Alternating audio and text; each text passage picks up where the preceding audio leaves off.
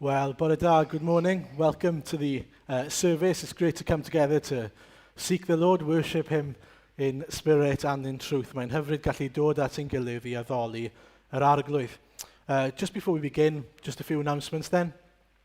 Some have been up on the screen, but just to remind us, we have got a prayer meeting on Wednesday at 6 p.m. That's in the vestry, that's in the room just to the side. You can go around the path there to access it if you'd like to join us. So that's at 6 o'clock on Wednesday, and then we have our final house group for the term on Thursday on Zoom. It was lovely to be together in Karen and Sarah's garden last Thursday, but we've got one more on Zoom, and hopefully then by September time things will have changed a little bit, eased up, and so we can meet together again in person. That's at 7:20 for some time of fellowship, and then we'll begin the study around 7:45. If you would like a link to join us, just ask me, and all I need is your email address, and then I can send you what you need. Otherwise, if you're on our mailing list, you'll get the email anyway. Welcome, especially if you're new. Some of you new, some of you visiting, so welcome, especially to you. Let's pray then and commit the service into God's care. Nawn ni weddio, cyflwyno'r gwasanaeth I ofal ein Duw. We thank you, Heavenly Father, that we come before a living God, a God who loves us, a God who has made himself known to us through his Son, Jesus. Arglwydd, diolch I ti am gael dod ger dyfrondi y Duw byw. Lord, as we come before you now, we pray, as we seek you in your word, that we might find you, that we may see the Lord Jesus exalted high, and that we might worship him and give him all glory and praise. Arglwydd wrth I ni ddod at y geisio di yn y gair. Ni'n gweddio nawr I ti ddelio â ni os gweled i'n dda. We pray, Lord, that you'd deal with us according to our needs. We pray that you'd meet us where we are. Lord, we also pray that the Lord Jesus might be glorified as we exalt his name. And so be with us and bless us, we pray. Be with those who can't be here, several at the moment isolating, several away. And so we pray for them as well. And some still struggling to come. And so we pray, Father, that those who aren't yet able to join us might be blessed by being able to watch it at home, Father, but also that you'd make a way for them to be able to join us again soon. And so we pray all these things for your name's sake. Amen. Well, we'll listen now and sing in our hearts, as I like to say, to the first hymn, which talks about the Lord Jesus as the Ancient of Days. And just listen to the words, let them sink in and meditate on them, and I'm sure you'll find that what's being said there is actually a lot of what we've been seeing in the book of Ezekiel.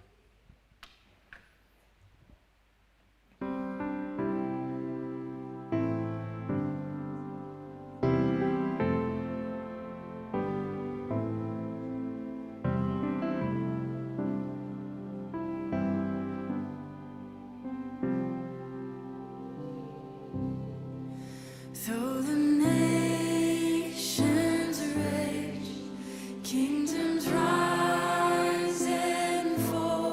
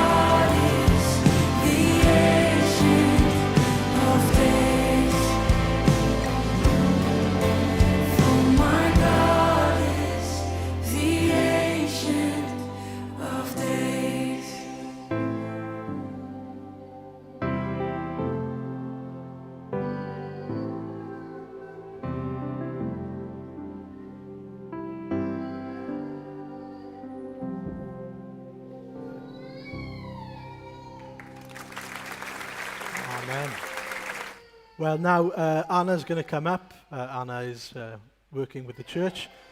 She's going to lead us in a few things now. Good morning. Part of my job here at Penuel is to read books that Adron would like me to read and then tell you why or why not you should read them. So I've been doing this for a couple of years now, and it's always fun. The book this time is What is a Healthy Church Member by Thabiti Anghywir, or something similar to that.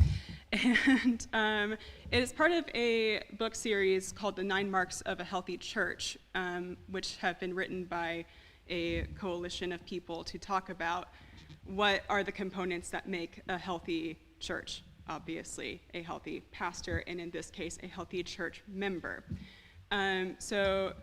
Anna, I should just stop trying to say his last name. The author presents actually 10 marks of what makes a healthy church member in this book. And if you would like to look at the 10 marks as listed in the book and some questions you can ask yourself to see how you are doing in these areas, you can look at the Penuel newsletter, which you can find on the back table. To save us time, I have sort of categorized the 10 marks into 4 responsibilities that we have as church members. The first responsibility that we have is a responsibility to God. We are supposed to know him, to trust him, to take him at his word, and to believe he is who he says he is, to enjoy him, and to obey him. Then we have a responsibility to our pastor, who is our God-given spiritual authority. We are to submit to him, to encourage him, to give him grace, to make his job a joy by pursuing our own health as individuals and the health of our congregational body, and to love him sacrificially, openly, freely, in every way we can think. Thirdly, we have a responsibility to each other as members of the same local church and universal church body. We are to welcome one another as God and Christ welcomed us. We are to know each other, to encourage each other, to correct each other when necessary, to partner together for the health of our church and for the pursuit of the gospel, and to genuinely love one another because God has loved each of us. Finally, our last responsibility is to the world. I think probably most of us know we have a responsibility to share the gospel, to evangelize and say what Christ has done. But not only this, we have a responsibility to reflect the gospel and the truth about Jesus in our lives. So in every conversation, every relationship, we should be conscious of the message we are telling about Jesus. We are also responsible to make sure that the church as a body tells the truth about Jesus, so that people who are outside of the church can see something is different, and that difference is something that they desperately need. As far as the strengths and weaknesses of the book, one particular weakness I saw is that for every point he gives of what a healthy church member should be, he then gives practical steps as to how you can cultivate this aspect in your life, and doesn't really point out which ones are strictly essential and necessary to being a healthy church member and which ones are merely healthy, beneficial, a good thing to think about. And so, for instance, when thinking about being a biblical theologian, it is necessary to read the Bible. That makes sense. It is not strictly necessary, as he recommends, to go and get your own set of biblical commentaries in order to study the Bible. That's not possible for everyone. And so it's really good for each of the lists of practical applications he gives to think, is this essential? And if so, pursue it. Or is this merely a good benefit? And if so, you can feel free to pursue it, but don't feel labored or guilty if, that's not practical for you right now. On the other hand, a particular strength in the book is the detail he gives to showing how wide the applications of these points can go to really expose our heart attitudes about these points. For instance, I found the chapters on being a committed church member, seeking discipline, and humbly following your spiritual authority to be very challenging and life-giving, because when we think about commitment to the church, we probably think, yeah, I go frequently on Sundays. We might not think, I need to actually pour out my life in order to encourage and know and be faithful to my other church members. We don't necessarily think, oh, if I'm kind of having a grudge or having this awkward relationship with someone, that means I actually need to go talk to them in order to keep that relationship clear, because that's not just a matter between you and that other person. It is a matter between you and God, you and the church, and your witness to the outside world. So I really like the way that he challenges the scope of just how each of these truths about Jesus then leads to a heart attitude in this area of the church that should then lead to correct conduct. The last thing I really like that he emphasizes is that we probably too often think about our health as believers as an I-oriented thing. It is just about me and how I am doing and if I am following God correctly. But in order to be a healthy church member, we actually need to switch to a we perspective. I am a part of a we, and we all are healthy or unhealthy together based off of the way that each of us are running and contributing and loving each other. So yes, if you would like some really practical ideas on how you can invest in your health as a church member and how you can invest in the health of your church, this is a really good book to look at. You can either come borrow it from me directly after the service, or I will put it in the bookshelf in the vestry afterward. I think there's only one of them, so be patient, there might be a line. Okay, now we are going to enter into a time of prayer before our sermon, so if you would bow and pray with me.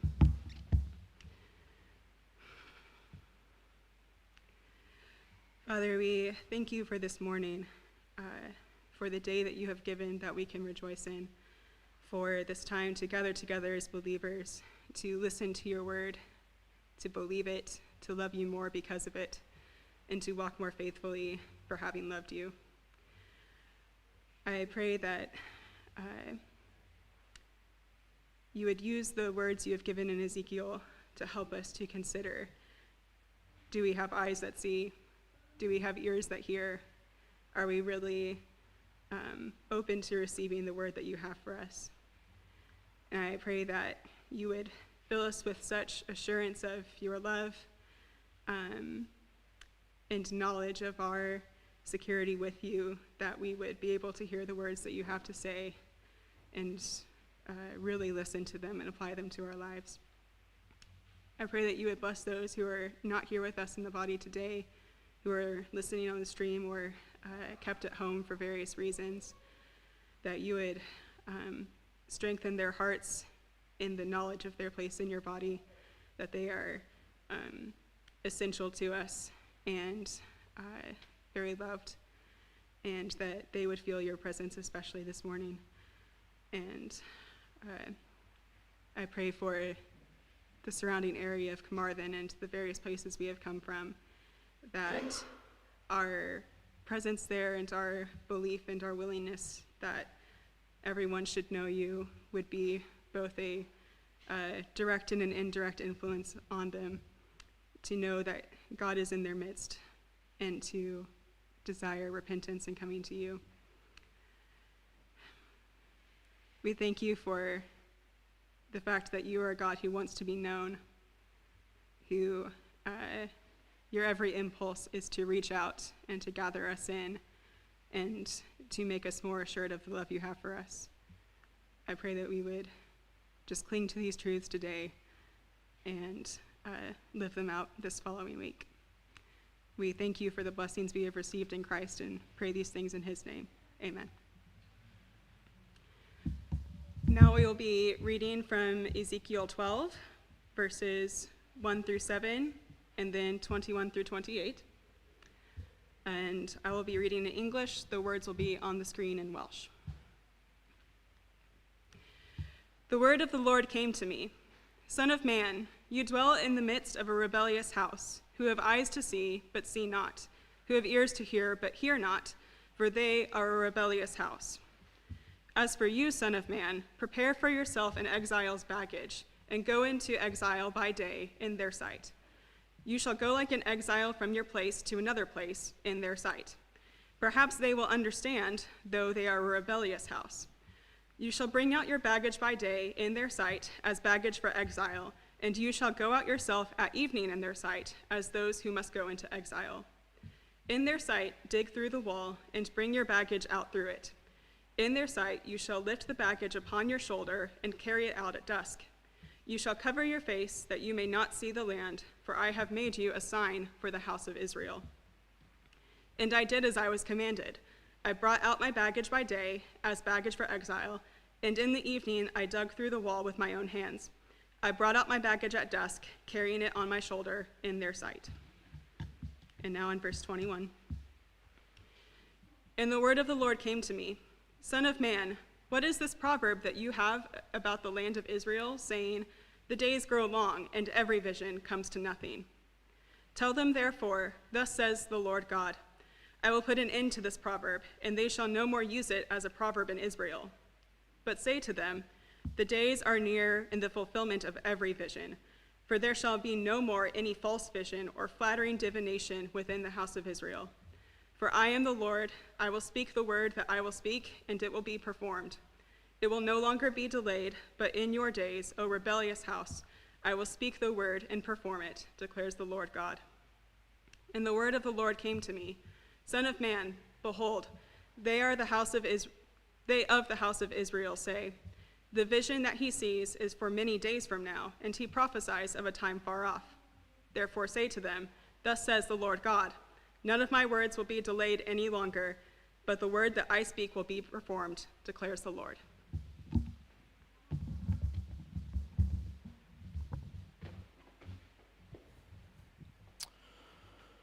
Diolch, Anna.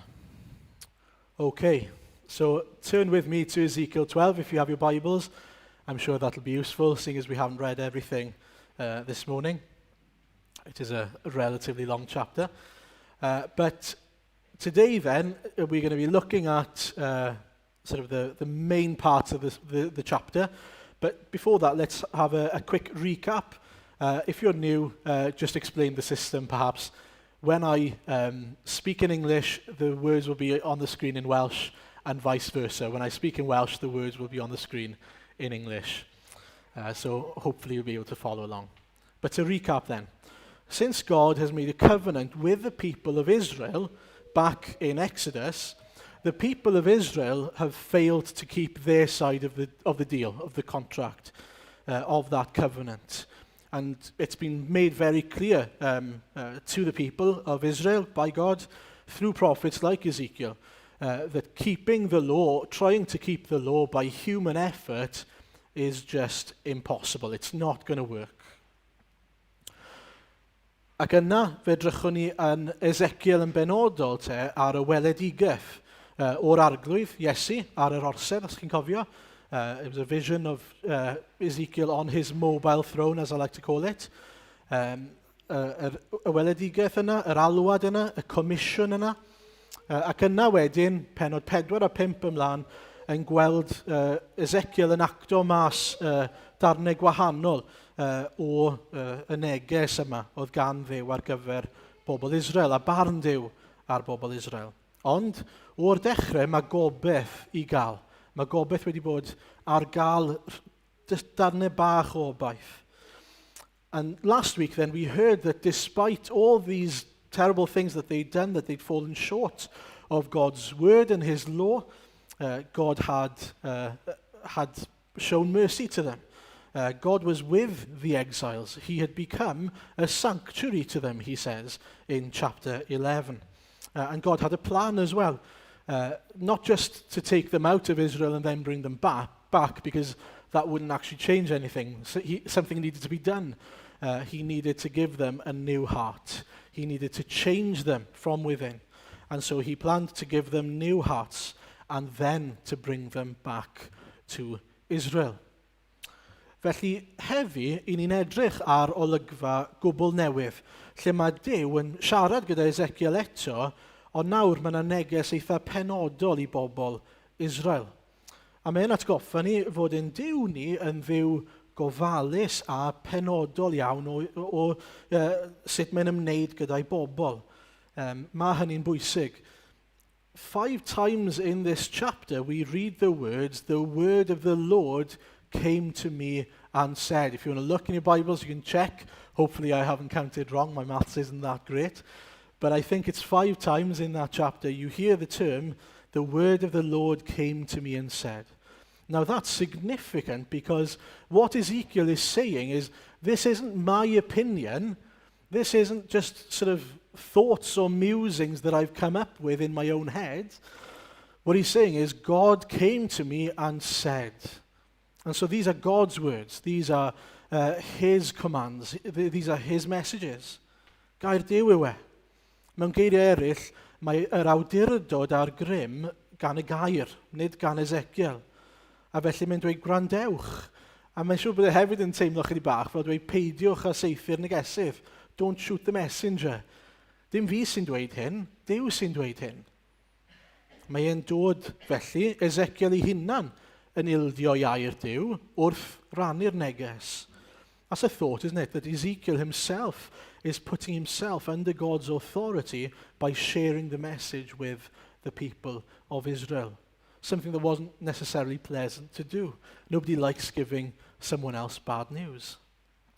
And so, God's message here is for the people of Judah specifically, but people from sort of the area of Jerusalem who had been taken out into exile. And so I've given you a little map there, hopefully you can see it.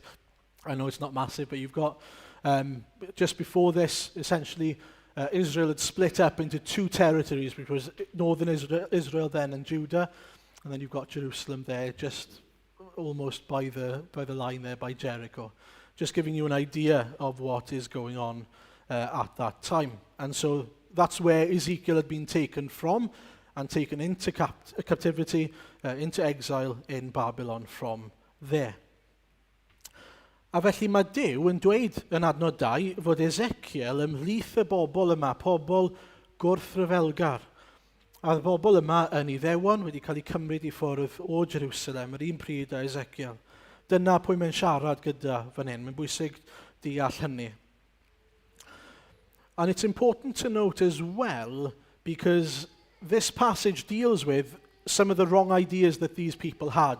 These people now who are in exile, these people who have been taken from Jerusalem, must have been thinking to themselves, well, we are in exile, but we've still got a king in Jerusalem. We've still got people in power there at home. Everything is fine. And it won't be long before they come and get us. It won't be long before we're back home again, enjoying ourselves in the temple. That's what they would have been thinking. Wel, mae Duw eisiau delio gyda rhai o'r syniadau ffals yma. A be mae'n dweud wrthyn nhw yw be fydd yn digwydd. Chi'n anghywir, chi'n meddwl yn anghywir. A mae'n dweud hefyd, y rheswm dros i gwrthryfel nhw yn ôl adnod 2 yw mae ganddyn nhw lyged a chlystiau, ond bod nhw ddim yn ei defnyddio nhw. Chi ddiddorol? And again, there's something really important about that. He's not talking, and I think he should make the distinction about blindness and deafness here, sort of a spiritual blindness and deafness. He's talking about people who know who God is, who know what his law is and his covenant is, but they don't listen to it. And so they've got an understanding, they just don't want to do it.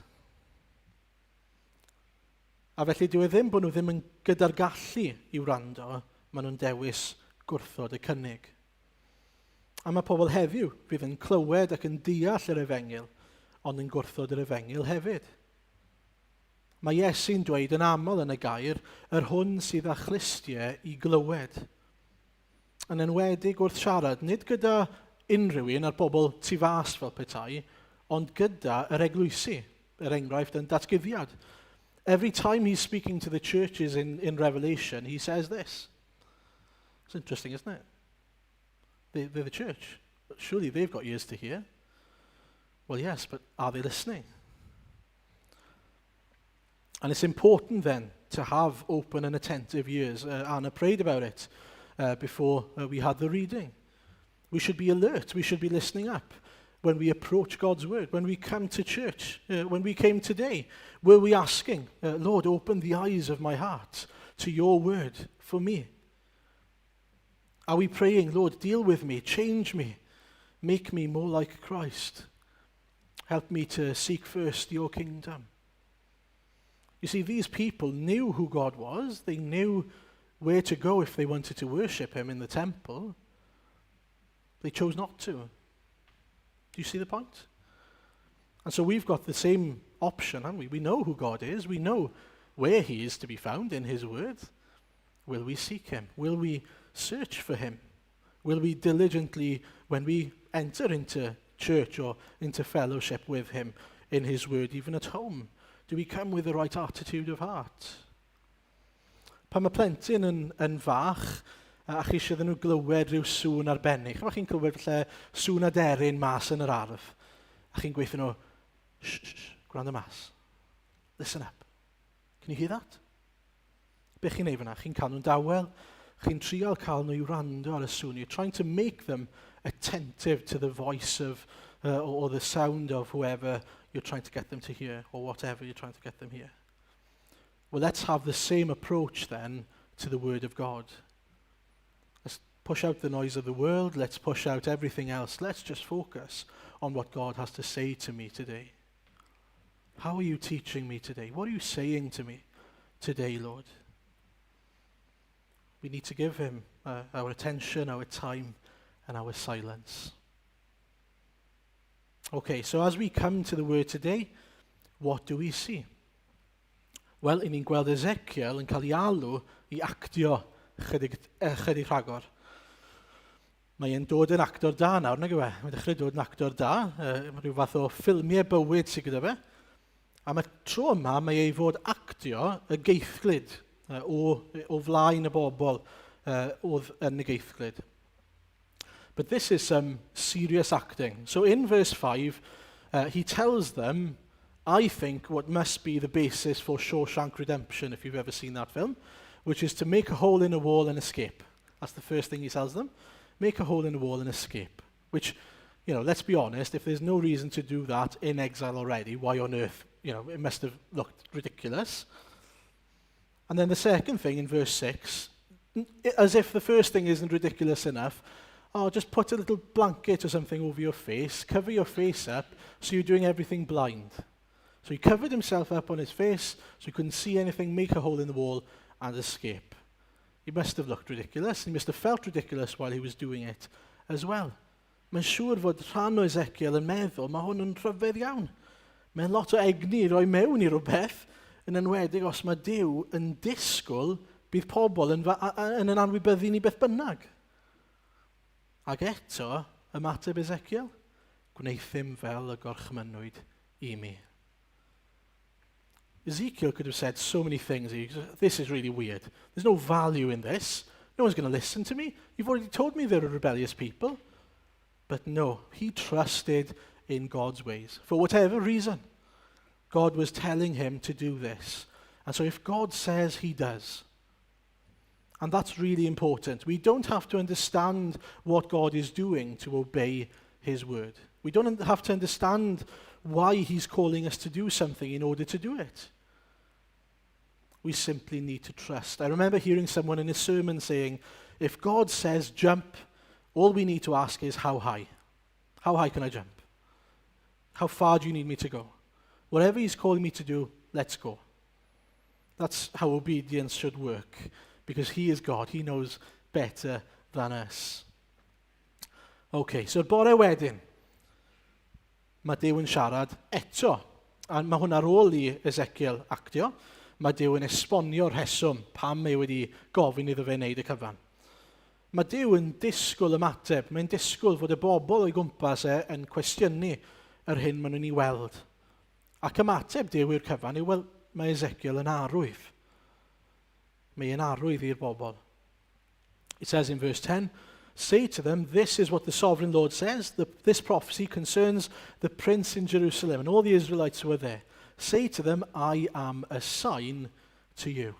That's a pretty strange thing to say, you might argue. Ond mae rai fi wedi ges i'n herio gan hwn. A fi'n credu bod unrhyw un sy'n byw bywyd o'i fuddod i ddew yn mynd i achosi bobl ofyn cwestiynau. Yn mynd i fod yn arwydd sy'n pwyntio eraill at Iesu Grist. Yn naturiol. Mae byw bywyd fel Cristion mor radical nes fod e'n gorfodi pobl i ofyn cwestiynau. Questions like, why do you put God first? Or why are you all about God, you could argue? Why do you give up so much of your time to the church? Why do you give up so much of your money?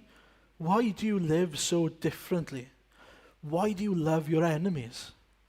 Why do you care for the rejects and those people in your community who mean nothing and you have no gain in bringing them in, seemingly? These are the questions we want people to be asking of us. And they need to be true of us for them to be asking them. Tybed, ydyn ni'n sylweddoli ein bod ni wedi cael ein galw i fod yn arwyddion sy'n pwyntio pobl eraill at yr arglwydd Iesu. I fod yn ddrych i'w ogoniant e. Pwy neu beth mae rhywun yn ei weld wrth edrych ar y mywyd i? Ar eich bywyd chi? Dyn ni i leihau yr arglwydd i gynyddu. Now, moving on, we have an explanation, a detailed explanation of what all this is about in verses 10 to 14. He says it's about this prince, and this prince would become a king in Jerusalem by the time of the exile, King Zedekiah. He doesn't mention the name of King Zedekiah, but hopefully as I read the account in a minute, you might just go, oh yeah, that kind of makes sense. But he's talking, I firmly believe, about King Zedekiah. And God says then that this prince would end up making a hole in a wall and escaping, only to be found and taken captive, bound, but not seeing where he went. Okay, that's what God says in verses 10 to 14. Now, I haven't got it up on the screen, but if you were to read with me 2 Kings 25, verse 1 onwards, I think it is. So 2 Kings 25, verse 1, I'll read it out in English. If you want to follow along, you can check yourself. So in the 9th year of Zedekiah's reign, on the 10th day of the 10th month, Nebuchadnezzar, king of Babylon, marched against Jerusalem with his whole army. He encamped outside the city and built siege works all around it. The city was kept under siege until the 11th year of King Zedekiah. By the 9th day of the 4th month, the famine in the city had become so severe that there was no food for the people to eat. Then the city wall was broken through, and the whole army fled the night through the gate between the two walls near the king's garden, though the Babylons were surrounding the city. They fled toward the Arabah, but the Babylonian army pursued the king and overtook him in the plains of Jericho. All his soldiers were separated from him and scattered, and he was captured. So far, so good. He was taken to the king of Babylon at Riblah, where the sentence was pronounced on him. They killed the sons of Zedekiah before his eyes. Then they put out his eyes, bound him with bronze shackles, and took him to Babylon. And I assume then that means he couldn't see anything where he went. Isn't that amazing? Mae'n swnio'n debyg iawn I fi. Mae'n dysgu ni fan hyn te I beidio anwybyddu gair Duw. Mae Duw yn rhoi neges mor benodol I bobl Juda fan hyn, ynglyn â'i brenin nhw. Yn dangos I ni mor fanwl mae'r arglwydd yn gallu bod gyda'i air. How detailed God is here with his word to the people. How detailed his warning is to them. Dyma'n union fydd yn digwydd. Felly, ni eisiau gwybod beth mae'n I ddweud, nag ni? Os mae mor fanwl a hyn yn beth mae'n dweud wrthyn ni eisiau gwybod beth mae'n I ddweud. Felly, beth mae'n I ddysgu I ni fan hyn te? Well, one thing he teaches us, and this was important for the people of Judah and the people in exile at the time, is that nobody is above God's judgment. Nobody's too important to have to give an account for their sin. They thought of King Zedekiah and any other prince in Jerusalem as the untouchables, but surely they'll be kept safe. And surely then they'll come after us and come and get us back. What God is saying is, no, everyone is accountable for their sin. Everyone will have to give an account. Nobody is too important. Nobody can sort of pay their way or talk their way by saying, do you know who I am, out of their sin here. Ond nid dim ond y brenin sy'n gorfod wynebu cosb. Mae'r gweddill yn gorfod wynebu barn Duw hefyd. And we see that in verse 14. And then the second act Ezekiel was to perform was to shudder and shake as he ate and drank his food. It was to symbolize sort of the anxiety and the fear of death and famine when Jerusalem would be under siege. We just read about it in 2 Kings 25. Wel, y tro yma mae Duw yn dweud, nad oes modd beio brenhinoedd chwaith am y gwrthryfel i gyd. Fel petai bod nhw'n gallu gweud, bai Zedekiah yw e. Dim bai fi, o'n i jyst yn neud beth oedd e'n gweithio i wneud. Na, i ni gyd yn atebol, yn bersonol, ger bron yr arglwydd. And he's teaching us the same principle today. You are not too important to avoid punishment and having to give an account for your sins and your rebellion to God, but you also can't blame anyone else in power if you're the little guy by saying, well, I only did what they told me to do. That takes you back to Genesis, doesn't it? When Adam blamed Eve. It was her fault, she gave it to me. And she said, well, it was Satan's fault because he told me to eat it. No, we are all accountable. We all have to give an account before God.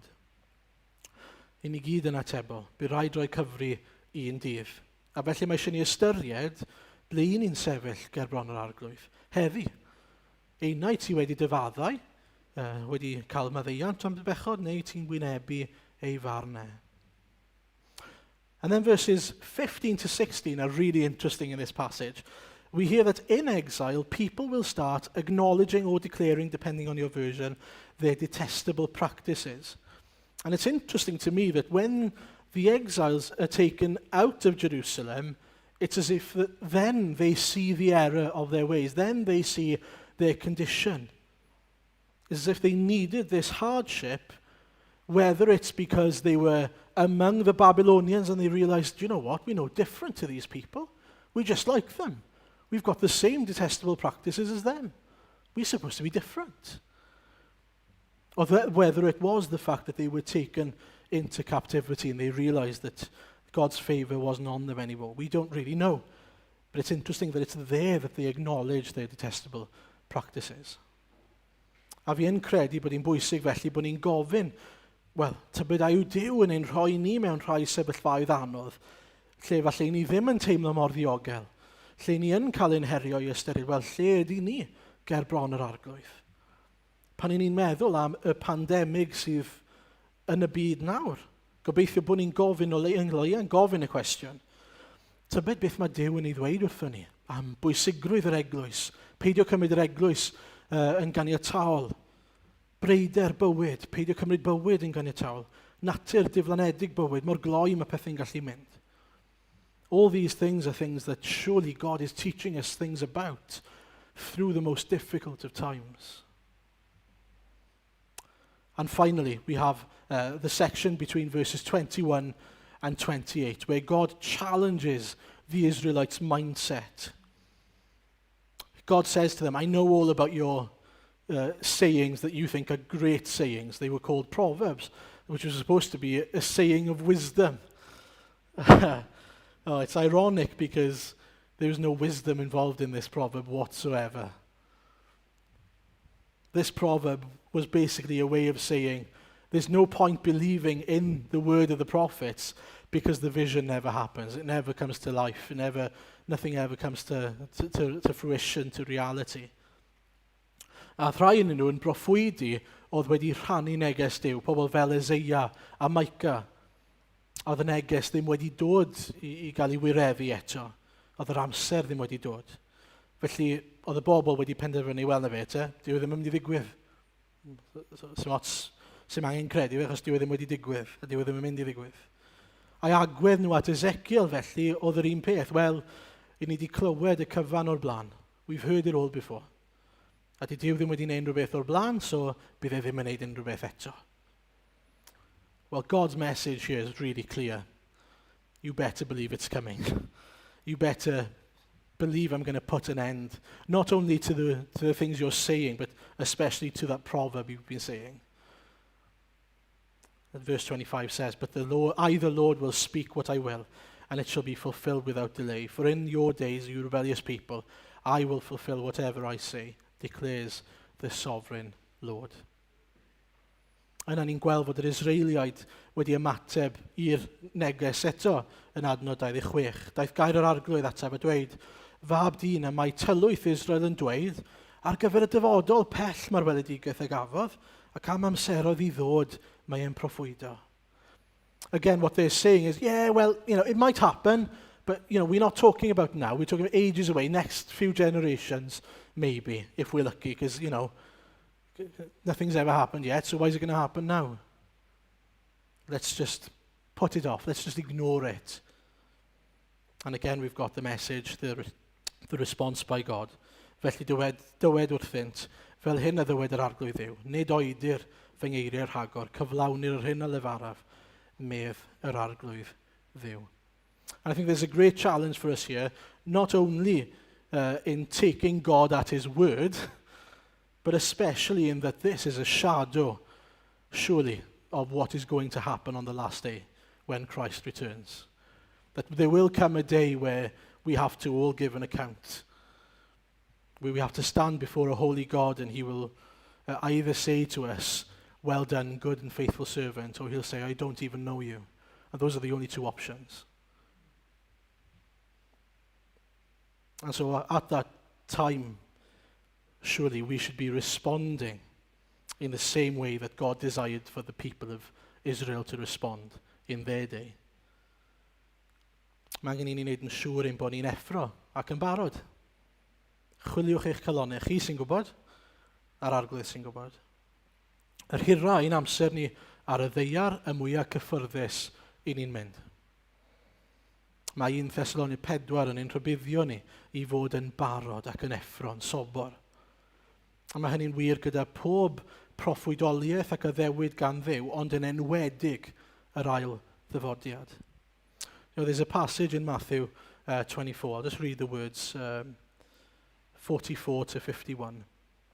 You also must be ready, because the Son of Man will come at an hour when you do not expect him. Who then is the faithful and wise servant whom the master has put in charge of the servants in his household to give them their food at the proper time? It will be good for that servant whose master finds him doing so when he returns.